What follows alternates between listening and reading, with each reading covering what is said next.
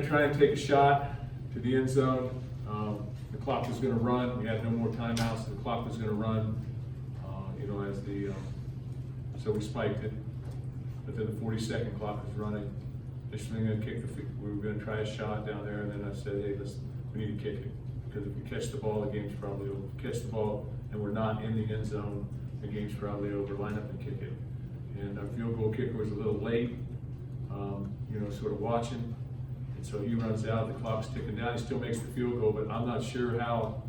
We had injuries on the offensive line. I think maybe one guy stayed in. I'm not sure, I haven't seen the film. I know that they reviewed it and said there was no foul, and then they reviewed it again, so I'm not sure. Maybe you guys have seen it. Then we line up again, kick a field goal, they try and hurdle us, that should be a penalty. Call no penalty, it's not reviewable. But that's just to get to overtime. There's a lot of opportunities prior to that where we could have won the football game. So, I think that they need to take a good hard look at the officiating. That's all I'll say, because there was some disputes out there. So, that's all I'll say about that. Can't play the game.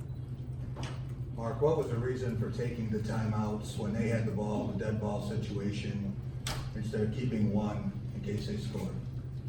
Well, I thought it was going to come down that last series, and really the timeout, we didn't need the timeout anyway because we could spike the ball, spiked it, stopped the clock, it was on the 42nd line.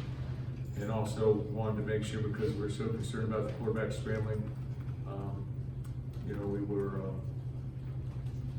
trying to look at the formation that they were running and make them change that formation. So we took the timeouts to make sure that we were going to be aligned up correctly and make them change a couple of their formations. Same thing that they did really, except they did on the offensive side, they used their timeouts. Just trying to make sure we're lined up correctly. Figure out whether we're going to pressure or not, how we're going to handle number 3 on the screen if he swings it, how we're going to keep the quarterback in the box knowing that he's going to scramble. And that's what he did on fourth and 14.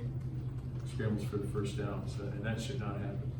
So there's a lot of different things, there's a lot of different things that we need to look at, but a lot of good plays out there, but at the end of the day, you got to win a football game. You got to win. That's the deal. Doesn't sound happy